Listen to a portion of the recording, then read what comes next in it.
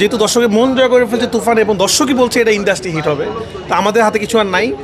তো দর্শকের মনে জায়গা করে নিয়েছে তুফান, এবং এই লেভেলের যে দর্শক সিনেমা দেখে প্রশংসা করছেন এবং এমন কথা দর্শক বলছেন যেটা আমরা এতটুকু আশা করিনি। তারা বলছেন আমার লাইফের এটা সেরা মুভি, সাকিব ভাইয়ের লাইফের সেরা মুভি, এবং বাংলাদেশের এখন পর্যন্ত এরকম কমার্শিয়াল সিনেমা তারা দেখেননি।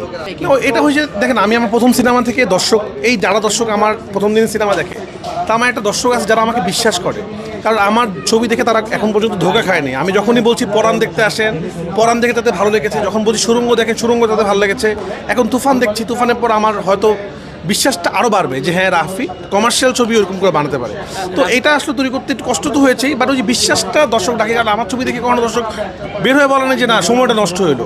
এবং আমি সবাইকে একটা কথা বলি, আমি আগেও বলেছি এই কথা, তুফান দেখার পর আপনাদের মনে হবে পয়সা উসুল তো হবেই, আপনি আরও ডাবল বার সিনেমাটা দেখলেও আপনার মন ভরবে না, এটা আমরা বলতে পারি। খুবই ভালো, এই ঈদ আমার হ্যাট্রিক হবে অলরেডি, কারণ আমার এই ঈদের সিনেমাটা আমাকে হ্যাট্রিক ব্লকবাস্টার হবে, এবং আমি চাই হ্যাট্রিকটা যেন আমার ইন্ডাস্ট্রি হিটে শেষ হয় আর কি, শেষ ছবিটা।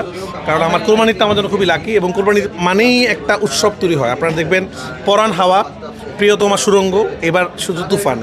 তো এই যে উৎসব শুরু হয়, মানে রেহান রাফি সিনেমা আসা মানে উৎসব, এটা বড়। আর এবার তো আমার সাথে আছে বাংলাদেশের সব থেকে বড় সুপারস্টার, সব থেকে বড় মেগা স্টার সাকিব খান। তাহলে উৎসবটা আসলে সাইক্লোনে পরিণত হয়েছে আসলে, কারণ সাকিব খানের হিউজ লেভেলে ফ্যান ফলোয়ার, যেইভাবে সকাল থেকে পাগলের মতো সিনেমা দেখছে। আমি তো সিনেপ্লেক্সে আসি, বা ঢাকার বাইরে থেকে মানুষ পাগল করে ফেলতেছে। সাধারণত সকালের শো কিন্তু বেশি হাউসফুল যায় না, কারণ কোরবানি সিঙ্গেল স্ক্রিনে, সেখানেও হাউসফুল যাচ্ছে। এবং এখন বাংলাদেশে যে কটা হল আছে, আমি গ্যারান্টি সব কিছু দায়িত্ব নিয়ে বলছি, সব শো হাউসফুল এবং কোনো শো খালি নেই। এটা বাংলাদেশ সিনেমা খুবই বিরল। ইনশাল্লাহ আমাদের জুটিটার সিনেমা হবে, কারণ আপনারা আমাদের জুটির প্রথম সিনেমা যে যদি এই লেভেলের হাইপ ক্রিয়েট করলো, এই লেভেলের জায়গায় গেল, এবং সবাই যেহেতু এত প্রশংসা করছে, তো দর্শকের জন্য অবশ্যই করতে হবে।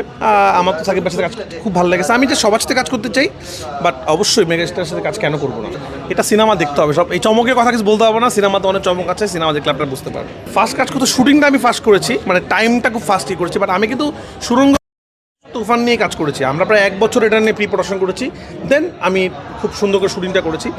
সিনেমাটা আসলে প্ল্যানিংয়েই রেডি হয়, আমার প্ল্যানিংয়েই ছিল আমি এরকম ধরে গান রাখবো, এটা রাখবো, সেটা রাখবো।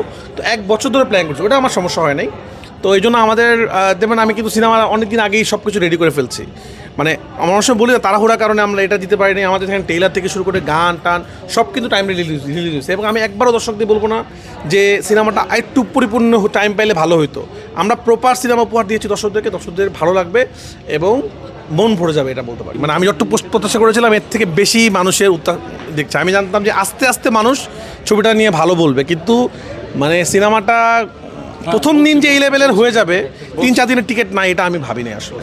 সবাইকে অনেক ধন্যবাদ।